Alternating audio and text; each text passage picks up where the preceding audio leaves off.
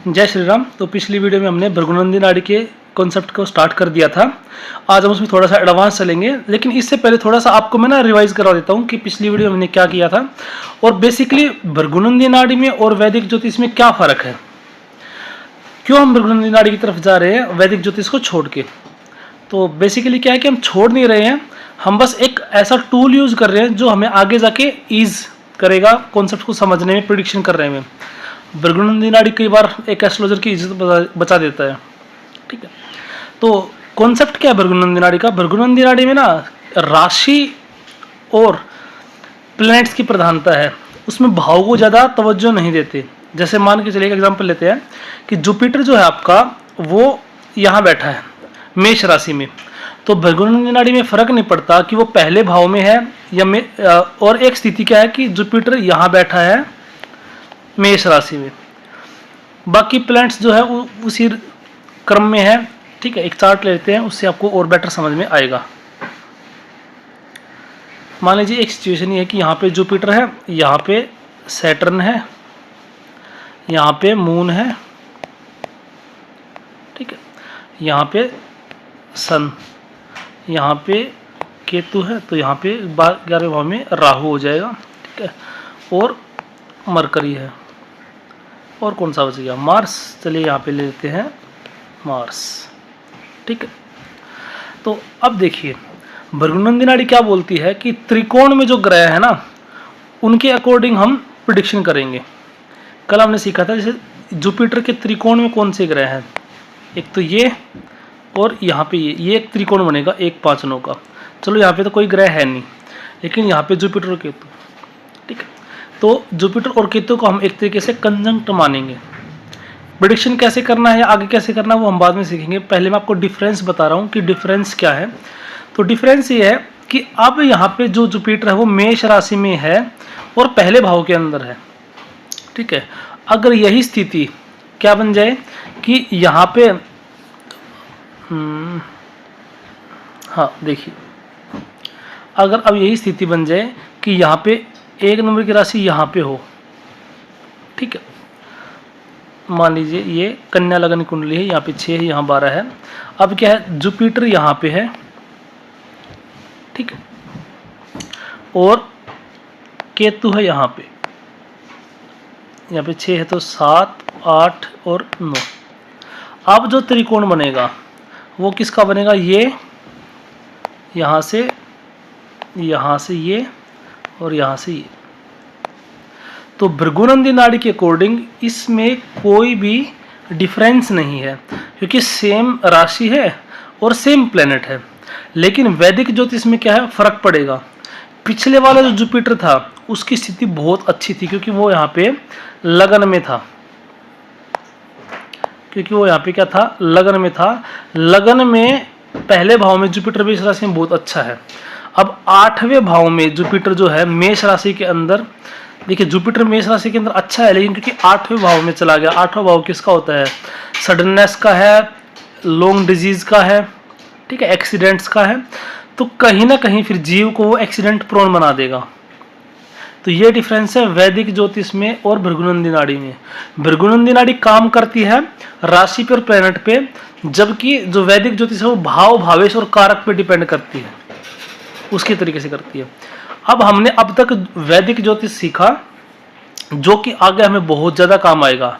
सिर्फ अगर आप वैदिक ज्योतिष सीखेंगे ना तो आपकी प्रेडिक्शन 50 से 60% तक जाएंगी, ठीक है। लेकिन अगर उसमें हम भृगुनंदी नाड़ी का संपुट लगा देते हैं तो आपकी 80% तक प्रेडिक्शन ठीक हो सकती है।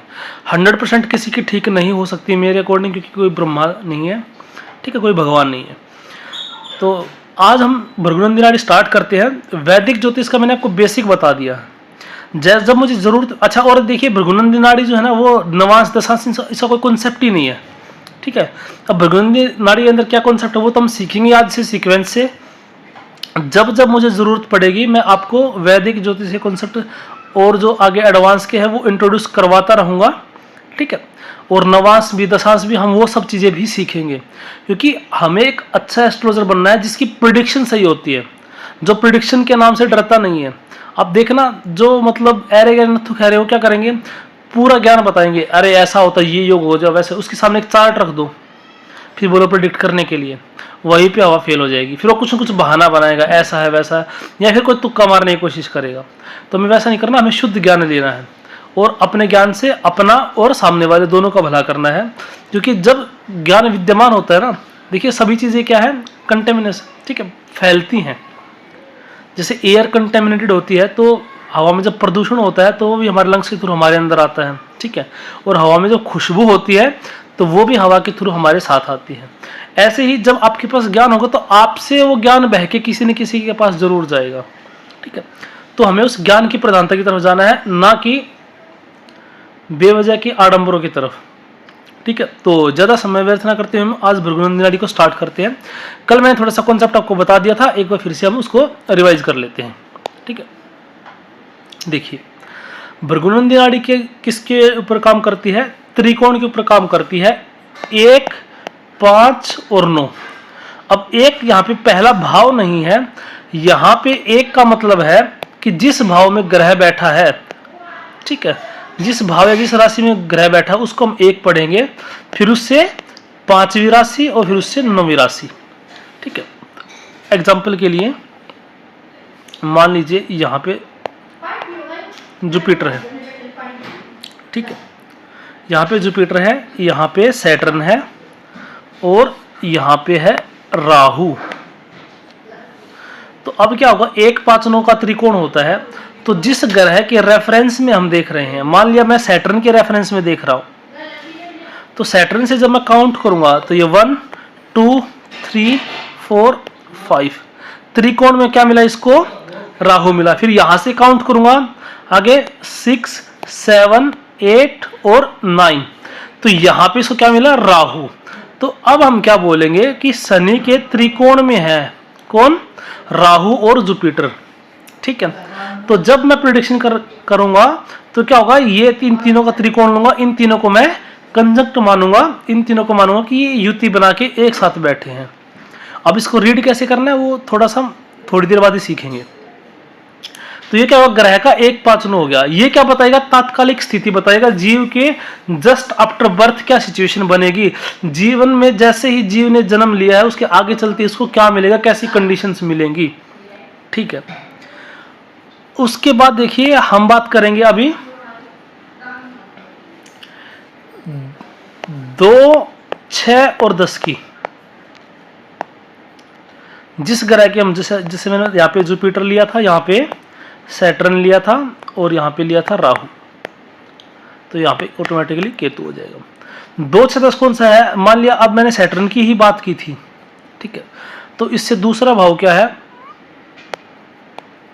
ये भाव इससे दूसरा, ये 1, 2, 3, 4, 5, 6, 7, 8, 9, 10। तो अब इस सैटर्न के रेफरेंस में, अब इसे सैटर्न के रेफरेंस में दूसरे भाव में, छठे भाव में और 10वें भाव में जो ग्रह होंगे उनको वो त्रिकोण में होंगे। पहली बात तो आपस में, ठीक है, एक दूसरे के त्रिकोण में है। हम तीनों ग्रह को कंजंक्ट मानेंगे। तो मान लेते हैं कि यहाँ पे, ठीक है, यहाँ पे क्या है, यहाँ पे मून है, यहाँ पे मरकरी है और यहाँ पे मार्स। तो जैसे ही सैटर्न आगे मूव किया उसको क्या मिला, मार्स, मरकरी और मून मिला, ठीक है। बेसिकली हम जुपिटर के रेफरेंस से लेते हैं, तो मैंने इसके बाद आपके पास सैटर्न एग्जांपल इसलिए लिया है ताकि आपको ये ना लगे कि सिर्फ एक के रेफरेंस। हम ये चीज़ हर ग्रह से देख सकते हैं, क्योंकि हर ग्रह कुछ ना कुछ के, हर ग्रह के पास अपने अपने कुछ ना कुछ कारक तत्व हैं, ठीक है। तो अब क्या पढ़ेंगे हम इसको कि सैटर्न जैसे ही आगे मूव करेगा इसको मार्स, मरकरी और मून का कंजंक्शन मिलेगा। तो जो किसी भी ग्रह से 2, 6, 10 में जो ग्रह होते हैं ना, वो क्या दिखाते हैं, वो ये दिखाते हैं कि जन्म लेने के बाद उसके बाद उसको क्या स्थितियां मिलेंगी। त्रिकोण वाले तो जस्ट आफ्टर बर्थ क्या सिचुएशंस होंगी, अर्ली चाइल्डहुड में क्या होगा। लेकिन 2, 6, 10 वाले क्या करेंगे, उसके बाद जैसे जीव आगे बढ़ेगा, बचपन से जवानी तक जाएगा और आगे तक जाएगा, तो उसको क्या परिस्थितियां मिलेंगी, क्या क्या उसके अंदर चीजें मैनिफेस्ट होंगी इसकी लाइफ के अंदर। फिर ऐसे ही 3, 7 और 11 के अंदर उसकी लाइफ की और हायर मैनिफेस्टेशन हम देख सकते हैं जिस ग्रह से मैं बात कर रहा हूँ। 3 7 11 का मतलब सिर्फ आप इतना मत लेना कि ये तीसरा भाव है, ये 7वां भाव है, ये 11वां भाव है, इसमें जो ग्रह बैठे, नहीं, जिस ग्रह के रेफरेंस में हम बात कर रहे हैं वो होगा 3 7 11 का। जैसे मान लिया यहाँ पे बैठा है जुपिटर, ठीक है, तो यहाँ से अगर काउंट करेंगे 1 2 3, तो तीसरे नंबर पे ये हो जाएगा, ठीक है, 7वें नंबर पे ये हो जाएगा, और 11वें नंबर पे ये 1 2 3 4 5 6 7 8 9 10 11, तो इसका और इसका ये क्या बनेगा, एक त्रिकोण बनेगा इसका फिर से। तो यहाँ से ये, तो जुपिटर से तीसरे भाव में कौन सा ग्रह है ये, तो आगे जाके जब जवानी के आसपास एक अंदाजा है, वैसे तो हम टाइमिंग ऑफ इवेंट निकालेंगे, लेकिन बाद में क्या चीजें मैनिफेस्ट होंगी फिर वो इस त्रिकोण से देखा जाएगा। थोड़ा सा आपको कंफ्यूजिंग लग रहा होगा, लेकिन जैसे मैं आपको आगे एग्जांपल के साथ समझाऊंगा तो आपको बहुत आसानी के साथ ये चीजें समझ में आ जाएंगी, ठीक है। देखिए, और सबसे इंटरेस्टिंग बात मैं आपको बता देता हूं। सबसे इंटरेस्टिंग बात यह है कि 4 8 और 12 में किसी भी ग्रह से आपको उसके पास्ट के बारे में बताते हैं। देखिए, जहां पे ग्रह बैठा है उससे अगर 5 और 9 देखेंगे तो वो त्रिकोण जो है, मैं लिख देता हूँ, 1 5 9 का त्रिकोण जो है ना, वो क्या बताएगा, जस्ट आफ्टर बर्थ क्या सिचुएशन होगी, ठीक है, बर्थ। फिर 2 6 10 का क्या हो जाएगा कि अर्ली चाइल्डहुड या जवानी तक या थोड़ा 30 साल तक क्या होगा। 3 7 11 ये उसके लेटर स्टेज ऑफ लाइफ के अंदर, मतलब टिल डेथ काइंड ऑफ, ठीक है। और 4 8 12 का जो वो होगा ना, उसमें क्या बताएगा वो कि पास्ट लाइफ में, पूर्व जन्म के बारे में भी हम बता सकते हैं कि जीव कैसी यात्रा करके आया, कैसी योनि से आया, क्या क्या चीजें उसके साथ हुई होंगी, लेकिन ये बहुत आगे डीप की बात है, ठीक है। और जो ये मैंने बोला ना कि अर्ली चाइल्डहुड और ये जवानी के बाद, ये एक आइडिया, अंदाजा है। कई बार ऐसा होगा कि 2 6 10 के अंदर जो प्लैनेट बैठे हैं उनके जो मैनिफेस्टेशन होगा वो बुढ़ापे में जाके होगा, वो फिर टाइमिंग ऑफ इवेंट्स, ये जस्ट आपको एक आइडिया देने के लिए है, ठीक है। अब इतनी हम मशक्कत कर रहे हैं, इतने सारे प्लैनेट्स को हम देख रहे हैं, ठीक है, क्या फायदा है इस चीज का, ठीक है। जैसे जुपिटर से 10th अगर हम देखेंगे, जुपिटर से 10th, तो वो भी जीव के कर्म को दिखाएगा। यहाँ से क्या है, प्रिडिक्शन थोड़ा सा इजी हो जाता है। जो कंक्लूजन हम वैदिक एस्ट्रोलॉजी से निकालने के लिए बहुत ज्यादा मेहनत करेंगे, भृगुनंदी नाड़ी से वो थोड़ा सा आसानी से प्राप्त किया जा सकता है। ये था इंट्रोडक्शन कि भृगुनंदी नाड़ी है क्या, कैसे काम कर रही है, ठीक है। अब अभी से हम क्या करेंगे, इसका बेसिक सीखना स्टार्ट करेंगे, और मुझे उम्मीद है आपको बहुत मजा आने वाला है इस चीज के लिए, ठीक है। देखिए, अब एक एग्जांपल लेते हैं। यहाँ पे जुपिटर है, यहाँ पे केतु है, और यहाँ पे सूर्य है, सन। भृगुनंदी नाड़ी के अंदर डिग्री सिस्टम बहुत काम करता है, डिग्री बहुत काम करती है, ठीक है। कैसे काम करती है, अगर आप कोई भी सॉफ्टवेयर में डालेंगे ना अपना birth detail, date of birth, time और प्लेस, तो आपको चार्ट भी दिखेगा, और वो कहीं ना कहीं डिग्री भी जरूर शो करेगा कि किस राशि में कौन सा ग्रह कितने डिग्री पे है। ये चीज़ मैं आपको बहुत पहले एक्सप्लेन कर चुका हूँ एस्ट्रोलॉजी मास्टरी की सीरीज में, स्टार्टिंग में ही, कि एक राशि के अंदर कितनी डिग्री होती है, 30 डिग्री होती है। तो जिस भी राशि में ग्रह बैठेगा तो वो 0 से 30 डिग्री में आपको मिलेगा, ठीक है। अब देखिए, बात कर रहे हैं हम त्रिकोण की। पहले हम 1 5 9 की बात कर लेते हैं। ये मैंने इसी के अंदर लिया है, 1 5 9 के अंदर कालपुरुष की कुंडली मान लेते हैं ताकि आपको समझने में थोड़ी सी आसान रहे, उसके बाद हम बात करेंगे आगे। तो मान लीजिए जुपिटर 20 डिग्री पे है, ठीक है, यहाँ पे सन है, और केतु जो है वो आपका 28 डिग्री पे है, और यहाँ पे सूर्य जो है वो आपका 21 डिग्री पे है, ठीक है। तो हम क्या करेंगे, जो भी एक त्रिकोण में है, देखिए ये पे क्या है, 1 5 9 पे है ना, ये क्या है, 1 5 और 9, तो इसको हम असेंडिंग ऑर्डर में लिखेंगे अकॉर्डिंग टू देयर डिग्री। तो हम इसको कैसे लिखेंगे, पहले लिखेंगे जुपिटर, उसके बाद कौन आएगा, सन, और उसके बाद आएगा केतु। देखिए, अब एक जनरल प्रेडिक्शन हम यहाँ से बहुत इजीली कर पाएंगे। जुपिटर इज द जीव कारक। जीव जैसे ही आगे बढ़ा उसको क्या मिला? सूर्य। इसका मतलब जन्म के पश्चात व्यक्ति को क्या मिल सकता है? पहली बात तो पिता का साथ बहुत अच्छा मिलेगा, ठीक है। गवर्नमेंट का साथ बहुत अच्छा मिल सकता है। तो गवर्नमेंट का साथ जो पैदा होती है कैसे मिलेगा? हो सकता है उसके पिता गवर्नमेंट जॉब में हो, अच्छी गवर्नमेंट जॉब में हो, और जब पैदा होते हैं बच्चे की फीस भी गवर्नमेंट की तरफ से मिलती है। ये भी हो सकता है। ये हो सकता है कि पैदा होने के बाद इसको पॉपुलैरिटी मिल जाए। अब पॉपुलैरिटी बच्चे को किस फॉर्म में मिल सकती है? वो कोई भी फॉर्म हो सकती है कि बच्चों में उससे कोई ऐसा काम हो, उसके पास कोई ऐसा टैलेंट है जिसके कारण वो प्रसिद्ध हो गया, ठीक है। उसके बाद उसको केतु मिलेगा, ठीक है। एक सिचुएशन है ये, ठीक है। अगले पार्ट को बाद में एक्सप्लेन करूंगा।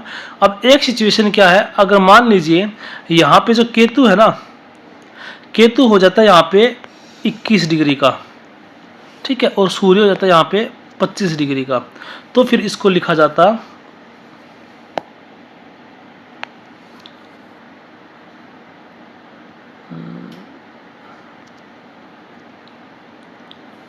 तो यहाँ पे जो जुपिटर है वो होता मान लिया 20 डिग्री का, केतु जो होता है वो होता 21 डिग्री का, और जो सन है सूर्य है वो होता अगर 25 डिग्री का। तो फिर इसको कैसे लिखा जाता है? इसको लिखा जाता है जुपिटर, यहाँ पे 20 है भाई, फिर केतु और फिर सन, ठीक है। अब देखिए जीव जैसे ही आगे चला उसको मिला केतु, तो सूर्य और जुपिटर के बीच में कौन आ गया? उसके बीच में आ गया केतु। कौन आ गया? केतु आ गया भाई। अब ये केतु क्या करेगा? पैदा होते ही हो सकता है कि जातक अपने पिता से अलग हो जाए।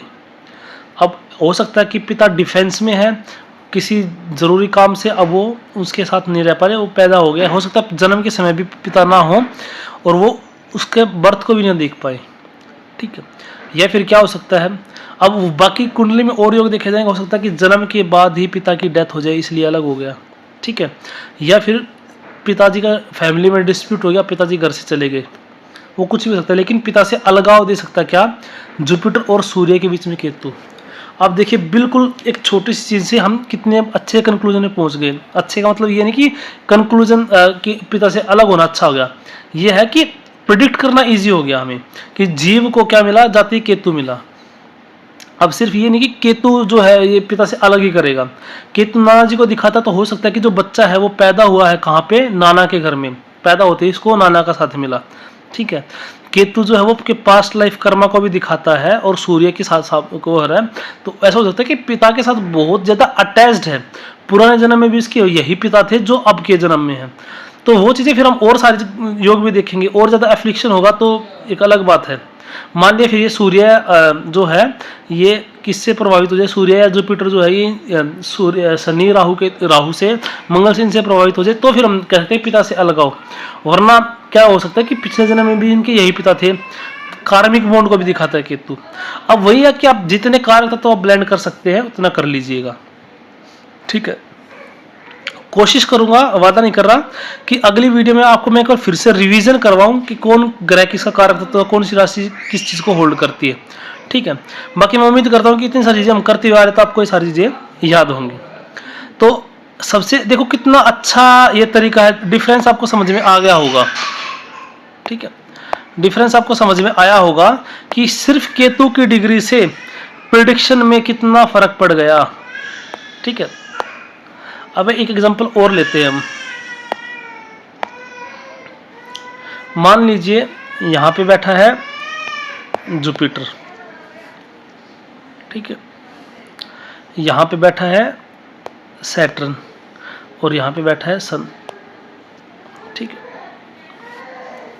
एक मिनट, यहां पे नहीं भाई, यहां पे बैठा है सन। जुपिटर की डिग्री है 2 डिग्री, सैटर्न की डिग्री है, अब 2 केस लेंगे हम।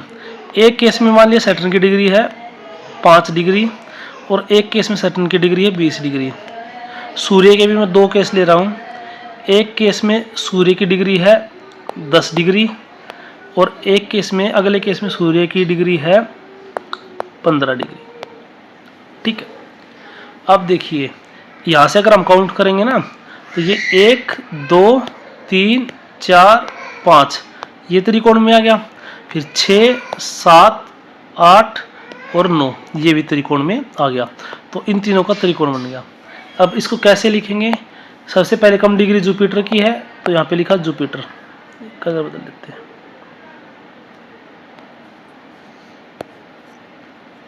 सबसे पहले मैंने यहाँ पे लिखा जुपिटर।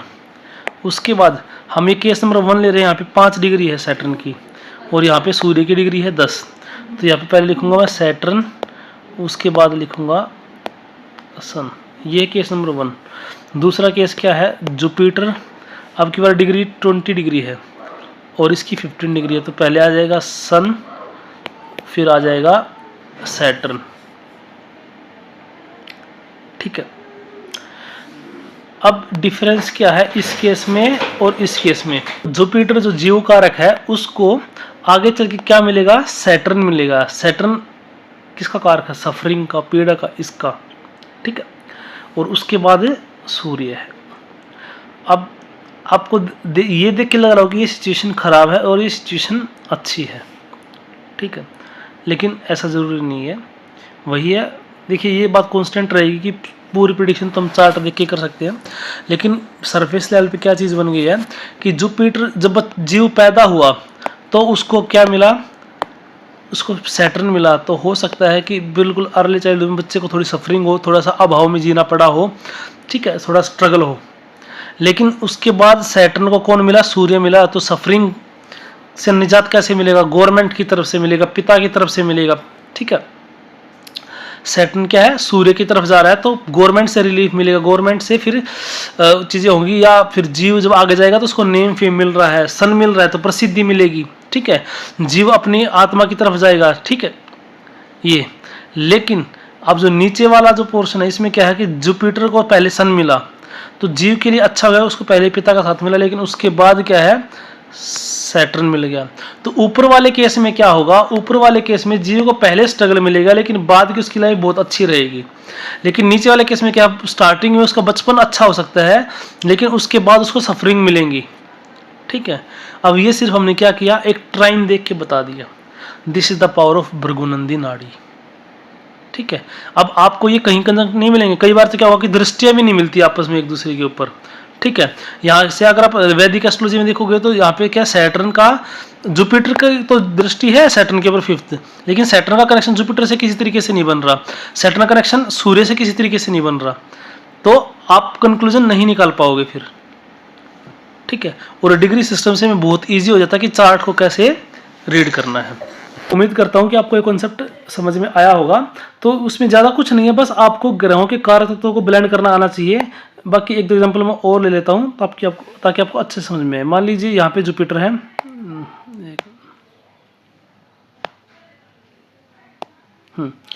मान लीजिए यहाँ पे जुपिटर है। ठीक है, यहाँ पे मून है और यहाँ पे कुछ मान लीजिए मार्स है। ठीक है, तो यहाँ से जब काउंट करेंगे ना तो यहाँ पे क्या जाएगा? 1 2 3 4 5 में ये त्रिकोण में, फिर ऐसे ये 9 नंबर पे आ जाएगा त्रिकोण में। और इतना तो मैं आपको कैपेबल समझ रहा हूँ अभी कि आपको ये सारे याद होंगे ना। 4 त्रिकोण है वैसे तो, धर्म अर्थ काम मोक्ष। धर्म कौन सा? ये 1 5 9 ये धर्म, ये 2 6 10 ये अर्थ, ये 3 7 11 ये।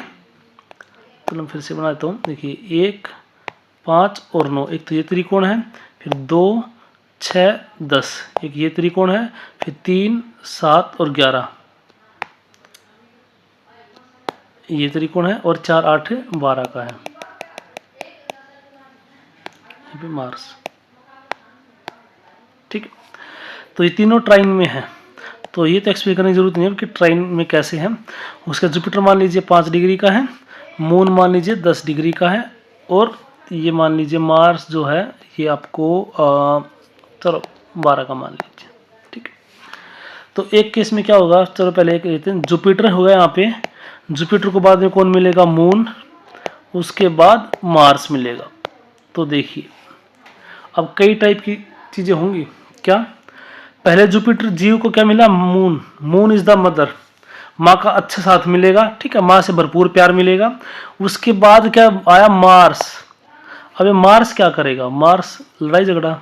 ठीक है, अब और मार्स जो ये चीज़ें हैं, ये ऐसे हो सकता है कि माँ जो है वो डिफेंस से रिलेटेड हो, ठीक है, माँ के अंदर मार्शियन क्वालिटीज़ हों, माँ बोल्ड हो, लीडर हो, फिटनेस फ्रीक हो, ये भी हो सकता है। या फिर मार्स लड़ाई झगड़ा भी है। तो जीव जब पहले चला तो उसको मिला मून, मतलब मदर, या फिर moon is the cheating also, ठीक है, मून के ऊपर आरोप है गुरुदेव बृहस्पति की पत्नी चुराने का। तो जीव के साथ क्या होगी, चीटिंग हो जाएगी। अब चीटिंग किस टाइप की हो सकती है कि जीव को वाले हॉस्पिटल में बदल दिया गया, इस टाइप कुछ ना कुछ हो सकता है। या फिर जीव जो है पैदा हुआ है कहाँ पे, मून क्या है, वाटर, ऐसी जगह पे पैदा हुआ है जहाँ पे क्या है, पानी है, ठीक है। या फिर ऐसा उसका लिविंग प्लेस ऐसा है जो पानी का स्रोत उसके पास है, जैसे कोई तालाब उसके घर के पास है या घर में ही कुआं है, ऐसा भी हो सकता है। लेकिन सिर्फ मून को देख के हम कुआं या तालाब नहीं बोल सकते। कुएं के लिए थोड़ा सा राहु अगर हो ना, तो राहु क्या गोल चीज को दिखाता है, वो चीज हो सकती है। या फिर तुला राशि हो ना, तो थोड़ा सा पौंड वगैरह का ज्यादा हो जाती है। जल तत्व की राशि कोई भी है, कर्क, वृश्चिक और मीन, ये जल तत्व की राशि है। तो अगर जुपिटर प्लस मून, ठीक है, ये इसका कनेक्शन, मतलब जुपिटर जो है वो यहाँ पे देखिए जल तत्व की राशि में कर्क में, और मून क्या है, वृश्चिक में। तो क्योंकि ये दोनों जल तत्व की राशि में है, तो ये चीज संभावना ज्यादा बन जाती है कि जो व्यक्ति है उसके घर के आसपास या घर में जल का स्रोत जरूर होगा। अब ये चीज कहाँ पे काम आएगी, ये चीज कहाँ पे काम आएगी, जब आपके पास कोई प्रिडिक्शन लेना है और आपने सीधा बोल दिया कि आपके घर में तो स्विमिंग पूल है। अब swimming pool is not common thing, लेकिन सिर्फ क्या होगा, स्विमिंग पूल के लिए अगर जो ये तुला राशि है ये इंगेज हो जाए तो और अच्छी बात है। हालांकि जल तत्व इससे है कि पास में तालाब, वाटर बॉडी जरूर मिलेगी। अब कहीं से भी अगर राहु का इन्वॉल्वमेंट और हो जाता है, मान ऐसा नहीं कि एक ही ग्रह मिलेगा आपको, यहाँ पे एक राहु भी मिल सकता है मून के साथ, तो क्या हो जाएगा, मैसिव बड़ा वाटर का स्रोत, नदी मिल सकती है, समुद्र तक मिल सकता है, ठीक है। तो इस तरीके से चीजें मैनिफेस्ट करती है। उसके बाद फिर मार्स आएगा तो क्या हो जाएगा, लड़ाई झगड़ा सब कुछ ऐसा वो होगा, ठीक है। अगर अब मान लीजिए केस क्या हो जाता, उल्टा हो जाता,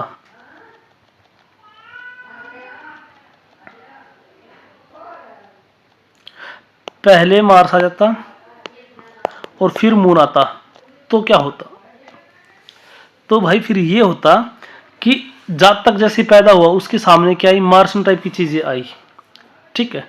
मार्शियन एनर्जी से वो घिरा रहेगा जब तक के अंदर मार्शियन एनर्जी होगी, ठीक है।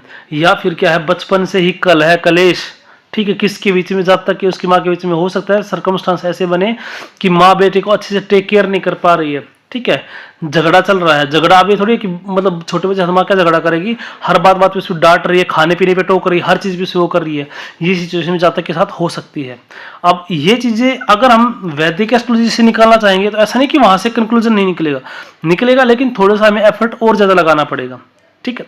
अभी तो मैंने सिर्फ आपको क्या बताया है कि प्लैनेट का कंजंक्शन क्या है। अब किस राशि में ये बैठे हैं, ये चीज और ज्यादा फिर प्रोमिनेंट हो जाती हैं।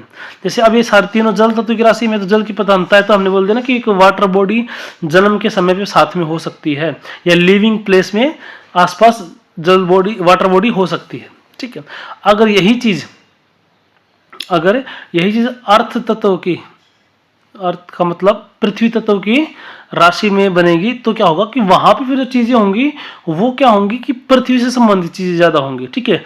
मान लीजिए मरकरी का इन्वॉल्वमेंट आ जाता है, मरकरी इज द वेजिटेशन, ठीक है। चलो पूरा चल दोबारा बनाता हूं। मान लीजिए यहाँ पे जुपिटर है, यहाँ पे मरकरी है, ठीक है, और यहाँ पे मान लिया मून है। तो डिग्री वही है, मान लिया 5 डिग्री इसकी है, 10 डिग्री इसकी है, और कोई भी मान लीजिए यहाँ पे 18 डिग्री इसकी। तो क्या आ जाएगा, ये Jupiter plus mercury plus moon. अब देखिए जीव जो पैदा हो उसको कौन मिला, मरकरी। मरकरी क्या है, राजकुमार है, ठीक है। राजकुमार की तरह उसका अच्छा लालन पालन होगा, अच्छी बुद्धिमत्ता का स्वामी होगा, अच्छी क्यूरियोसिटी होगी। एक तो मैनिफेस्टेशन ये है, उसके बाद उसको अपनी मदर का साथ भी मिलेगा, ठीक। बुध जो है, मरकरी जो है वो मून की तरफ जा रहा है, राजकुमार रानी की तरफ जा रहा है, तो अच्छा चीज है, पॉजिटिव चीजें हैं। अगर इसका अब इससे हम कार्य तत्व को ब्लेंड करते करते कुछ भी कर सकते हैं। जीव जो पैदा हुआ, ठीक है, तो जो 6 नंबर की जो राशि होती है ना, ठीक है। उससे हम वेजिटेशन भी देखते हैं, प्लांट्स भी देखते हैं, और मरकरी से भी हम प्लांट्स वगैरह देखते हैं। तो हो सकता है कि जहाँ जीव पैदा हुआ है वहाँ पे प्लांट्स की अधिकता बहुत ज़्यादा है, ठीक है। या मान लीजिए मरकरी को आगे जाके शुक्र मिल जाता है, वीनस मिल जाता है, तो वीनस इज द फ्लावर, ठीक है। मरकरी क्या है, वो लीफ है, ठीक है। या वीनस के साथ केतु मिल जाए तो कमल के फूल उसके आसपास बहुत ज़्यादा हैं। देखिए कितनी चीज़ें हम ब्लेंड कर सकते हैं, ठीक है।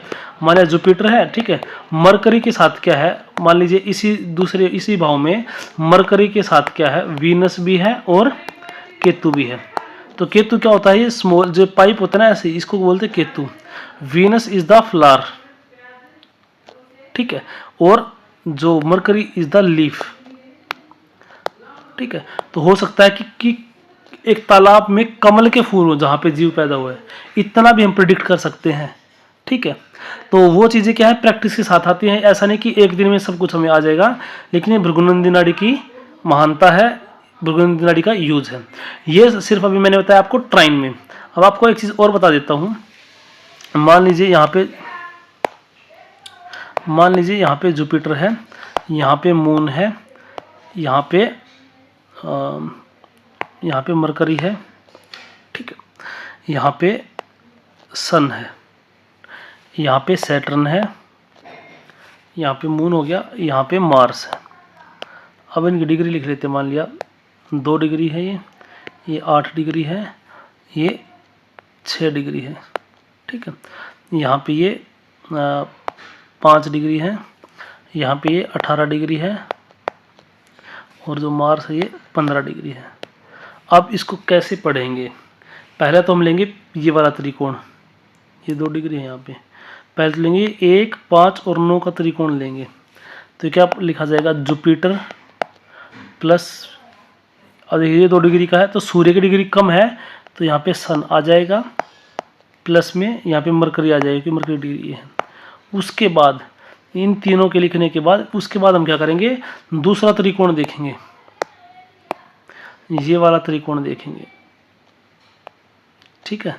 और डिग्री के अकॉर्डिंग इनको एडजस्ट करेंगे, जिसकी सबसे कम डिग्री पहले वो आएगा, ठीक है।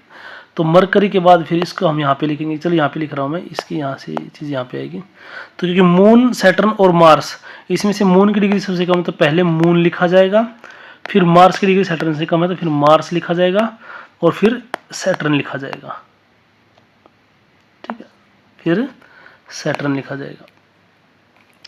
तो यहाँ पे जब 2, 6, 10 के बारे में लिखेंगे तो भी हम वहाँ पे ग्रहों को डिग्री के अकॉर्डिंग असेंडिंग ऑर्डर में अरेंज करेंगे। उसके बाद फिर हम प्रेडिक्शन करेंगे, ठीक है, कि पहले सिचुएशन क्या बनी, जुपिटर प्लस सन प्लस मरकरी। जुपिटर को क्या मिला, सूर्य का साथ मिला, अच्छा मतलब आत्मा की तरफ जाने वाला होगा व्यक्ति, ठीक है, अच्छा नेम मिलेगा, पिता का अच्छा साथ मिलेगा। उसके बाद उसको क्या मिला, मरकरी मिला उनको, ठीक है। मरकरी क्या, क्यूरियोसिटी है, मरकरी इंटेलिजेंस है, अच्छा बुद्धिमान व्यक्ति बनाएगा, विवेकी व्यक्ति बनाएगा, क्योंकि सूर्य साथ में है, जुपिटर जितना जीव कारक, ठीक है। उसके बाद इन सबको कौन मिलेगा, इसको मिला मून, मार्स और सैटर्न का, ठीक है। मून क्या है, मदर है, ठीक है। मार्स क्या है, लड़ाई झगड़ा है। सैटर्न क्या है, नौकर चाकर है। मान लीजिए आपके घर में नौकर चाकर और वो हैं, तो आपकी माता का नौकर चाकर ज़्यादा पटती नहीं है, लेकिन मजबूरी उनको रखना पड़ रहा है, उनका लड़ाई झगड़ा आपस में होता है। ऐसे ही मून बड़ी बहन को भी दिखाता है, सैटर्न कॉमन पीपल को दिखाता है, ठीक है।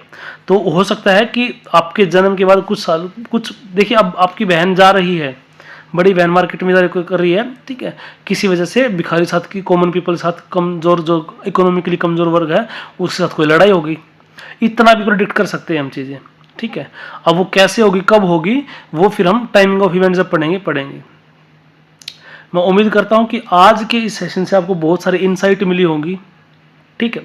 अब जैसे मान लीजिए आपको चार्ट के अंदर गवर्नमेंट जॉब का कोई भी कंजक्शन नहीं दिख रहा, ठीक है। सूर्य मान लिया, यहीं भी मान लेते 8th हाउस में मान लिया सूर्य है, ठीक है। सन यहाँ पे है, ठीक है, जुपिटर यहाँ पे है, और केतु यहाँ पे है। तो अगर डिग्री वाइज देखा जाए तो मान लीजिए इसकी 10 डिग्री है, इसकी 15 डिग्री है, चलो 18 मान लो, इसकी 20 डिग्री है, ठीक है। तो वैदिक ज्योतिष से हम देखेंगे, चलो दृष्टि है 5वीं यहाँ पे, इसकी केतु की 9वीं दृष्टि है यहाँ पे, सूर्य की तो कोई दृष्टि है नहीं, ठीक है। लेकिन यहाँ से जब हम देखेंगे ना तो जुपिटर प्लस सन प्लस केतु हो जाएगा, क्योंकि डिग्री अकॉर्डिंग। तो जीव जब जहाँ पे जा रहा है, कहाँ पे, सूर्य की तरफ जा रहा है, तो गवर्नमेंट जॉब का चांस बहुत ज्यादा हो गया व्यक्ति के लिए। वहीं पे अगर केतु की डिग्री कम होती, और केतु यहाँ पे बीच में आ जाता, फिर सूर्य दिख जाता, तो क्या है कि अब गवर्नमेंट जॉब का चांस कम है। अब दोनों सिचुएशन में ये काम कैसे कर सकता है कि वैदिक ज्योतिष से हम देखते हैं कि फोर्थ लॉर्ड जो है 9th में है, ठीक है, तो गवर्नमेंट जॉब वो बन गया। लेकिन बीच में अगर ऐसे तरीके से केतु आ गया तो हम बोलेंगे क्या कि ये चीज मैनिफेस्ट नहीं होगी। वहीं पे आपको D1 के अंदर कोई भी गवर्नमेंट जॉब का चांस नहीं दिख रहा, और वहीं पे जुपिटर प्लस सन प्लस केतु है, तो वहां पे फिर से क्या सरफेस लेवल पे एक चांस होने कि जी वो गवर्नमेंट जॉब लग सकती है। तो हम और बारीकी से चेक करेंगे, फिर D1 के साथ साथ D9 D10 तक जाएंगे, तो वहां से अगर कंफर्मेशन मिल जाता है तो और अच्छी बात है। और बेस्ट केस सिनेरियो क्या है कि आपको D1 से भी मिल गया चांस कि फोर्थ लॉर्ड 9th में है, फोर्थ लॉर्ड 5th में है, फिफ्थ लॉर्ड 11th में है, फोर्थ लॉर्ड 11th में है, ठीक है, फिफ्थ लॉर्ड 10th में है। ये सारे क्या है, सारे गवर्नमेंट जॉब के कारक हैं, ठीक है। तो यहां से ये संबंध भी बन रहा है, और कुंडली के अंदर फिर ये भी बन रहा है कि जुपिटर जो है वो सन की तरफ जा रहा है, तो गवर्नमेंट जॉब का चांस और ज्यादा प्रोमिनेंट हो गया। इस तरीके से चीजें हेल्प करती हैं, ठीक है। तो उम्मीद करता हूं कि आज की क्लास आपको अच्छी भी लगी होगी, मजा भी आया होगा। पिछली वीडियो में किसी का कमेंट आया था कि आप डायग्राम्स के साथ समझाइए, तो मैं डायग्राम के साथ मैंने आज आपको अच्छे से समझाने की कोशिश की है। आगे भी मैं कोशिश करूंगा पूरी ऐसी इन्फॉर्मेटिव वीडियो लाने के लिए, और इस सीक्वेंस को चालू रखेंगे, ठीक है। तो मिलते हैं अगले वीडियो में। और मैंने मैरिज वाला जो कॉन्सेप्ट है वो भी स्टार्ट कर रखा है, तो हो सकता है आजकल में उसके ऊपर भी आपको वीडियो देखने को मिले, तो वो मैं इसलिए लेके आया हूँ आपके लिए, तो कि आपको लगे कि यार हमें इतना टाइम हो गया सीखते सीखते तो कुछ कॉन्क्रीट नहीं मिला, कि मैं कोई चार्ट नहीं देख पा रहा ढंग से। हालांकि जितना मैंने सिखा दिया बहुत कुछ आप देख सकते हो, ठीक है। लेकिन अभी मैं वही कहूँगा कि आप कंक्लूजन के लिए नहीं जाइएगा, क्योंकि फिर वहाँ से क्या होता है ना कि आप किसी को कोई प्रिडिक्ट करेंगे वो चीज़ ठीक नहीं निकलेगी, तो फिर आपको भी थोड़ा अच्छा नहीं लगेगा, क्योंकि हमें पहले कॉन्सेप्ट सीखना है। लेकिन मैरिज वाला कॉन्सेप्ट है कि अगर आप वो सीरीज पूरी देख लेंगे तो देर सवेर कुछ टाइम में फिर आप मैरिज कॉन्सेप्ट में अच्छी महारत आपको हासिल हो जाएगी, ठीक है। और जब उसके अंदर भृगुनंदी नाड़ी को ब्लेंड करना सिखाऊंगा, तो जैसे मैंने सिखाया भी है कि वीनस से 2/10 में होगा तो क्या होगा, क्योंकि उसके बाद क्या मिलेगा जीव को, इस टाइप की वो चीजें हैं, ठीक है। तो चलिए मिलते हैं आपसे अगली वीडियो में, तब तक आप सबको जय श्री राम।